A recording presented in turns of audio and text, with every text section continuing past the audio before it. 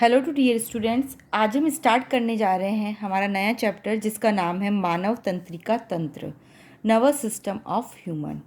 तो मानव तंत्रिका तंत्र क्या है? तो मानव तंत्रिका तंत्र एक ऐसा तंत्र है जिसमें हम विभिन्न बाहरी उद्दीपनों को ग्रहण कर और उन्हें शरीर के विभिन्न भागों तक पहुंचाते हैं। तो तंत्रिका तंत्र जो होता है वो हमारे शरीर के विभिन्न भागों में समन्वय करते हुए एक समग्र इकाई के रूप में कार्य करता है। ये हमारे शरीर के समस्त अंग जो होते हैं उनके कार्यों के संतुलन और सामंजस्य को बनाकर और नियंत्रण बनाए रखता है। बाहरी उद्दीपनों को ग्रहण करता है और उन्हें शरीर के विभिन्न भागों में संचारित करता है और उसके साथ ही हमारे शरीर का नियंत्रण और समन्वय करता है। अब ये तंत्रिका तंत्र जो होता है ये बना होता है तंत्रिका कोशिकाओं से। तो तंत्रिका तंत्र किससे बना हुआ होता है? तंत्रिका कोशिकाओं। और तंत्रिका कोशिका जो होती है उसे हम कहते हैं न्यूरॉन। तंत्रिका कोशिका को हम क्या कहते हैं? न्यूरॉन। न्यूरॉन जो है इसकी मुख्य विशेषता क्या है? यह हमारे शरीर की सबसे लंबी कोशिका है और इसका निर्माण जीवन में सिर्फ एक बार होता है, जब बच्चा जन्म लेता है। जब हम जन्म लेते हैं तभी न्यूरॉन बनती है।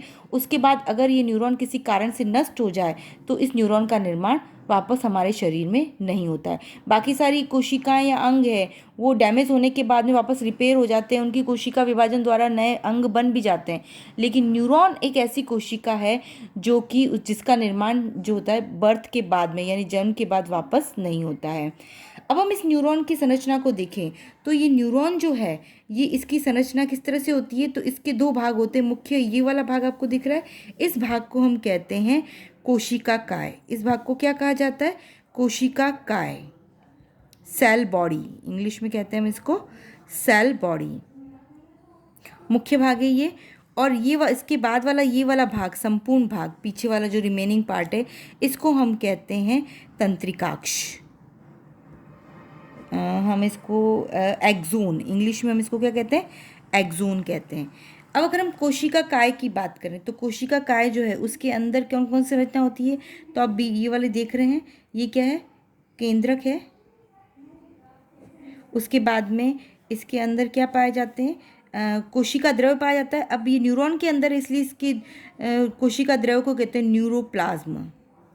उसके बाद में इसमें स्पेशल टाइप के जो है कण पाए जाते हैं जिसे कहा जाता है निसेल ग्रैन्यूल। निसेल ग्रैन्यूल इसका कार्य अभी तक ज्ञात नहीं है पर अनेक वैज्ञानिक मानते हैं कि इसका कार्य मुख्यतः उत्सर्जन से संबंधित है। देन इसके बाद में ये वाला जो आपको दिख रहा है ये द्रुमाश्म, यानी जो कोशिका काय के ऊपर पतली धागेनुमा प्रवर दिखाई दे रहे हैं, द्रुमाश्म। द्रुमाश्म का मुख्य कार्य क्या होता है? यही संवेदनाओं को पहचानते हैं, उनको डिटेक्ट करते हैं, रिसीव करते हैं, ग्रहण करते हैं और आगे ट्रांसमिट करते हैं, स्थानांतरित करते हैं। ठीक है, तो इसकी संरचना में क्या क्या है? केंद्रक है, न्यूरोप्लाज्म है, निसेल ग्रैन्यूल्स है और इसके अलावा न्यूरोप्लाज्म जो होते हैं उसमें विभिन्न प्रकार के कोशिकांग पाए जाते हैं और ऊपरी सतह पर इसके द्रुमाश्म पाए जाते हैं। द्रुमाश्म में क्या करते हैं? संवेदनाओं को ग्रहण करते हैं। देन पीछे वाला भाग अगर हम देखें तो इस भाग में क्या होता है? इसको एक्सोन कहते हैं, तंत्रिकाक्ष।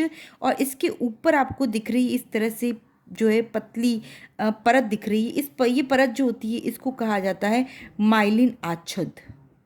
ये माइलिन आच्छद जो होती है ये किसकी बनी होती है? ये प्रोटीन और वसा की बनी एक परत होती है। किसकी बनी होती है? प्रोटीन तथा वसा की बनी एक परत होती है।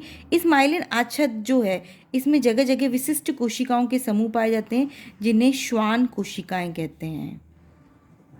माइलिन आच्छद जो होती है एक इंसुलेटर की तरह, जो होती है इंसुलेटर की तरह ये क्या करती है? हमारा फंक्शन करती है।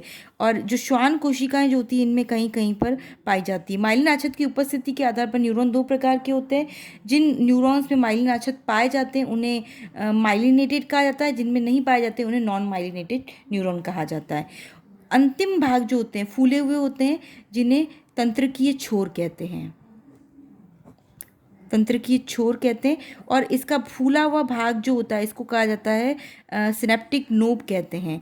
यहीं से आगे जो होता है नेक्स्ट न्यूरॉन जुड़ा हुआ होता है। नेक्स्ट न्यूरॉन के द्रुमाश्म यहीं से जुड़े हुए होते हैं। बहुत पास पास होते हैं, तो इस प्रकार के संबंध को कहा जाता है सिनेप्स। और यहाँ जो तंत्र की छोर है उसमें अनेक सिनेप्टिक पुट्टिकाएं पाई जाती है, जिनमें एक रसायन होता है जो कि जिसका नाम होता है एसिटोकोलिन। और ये रसायन जो होता है संवेदनाओं के आगे संचरण में सहायक होता है। एक न्यूरॉन के आगे ही अगला दूसरा न्यूरॉन होता है। एक न्यूरॉन के तंत्रिकाक्ष तथा दूसरे न्यूरॉन के ध्रुमाश्म परस्पर क्रियात्मक रूप से संबंधित होते हैं, और इस संबंध को हम कहते हैं स्नैप्स।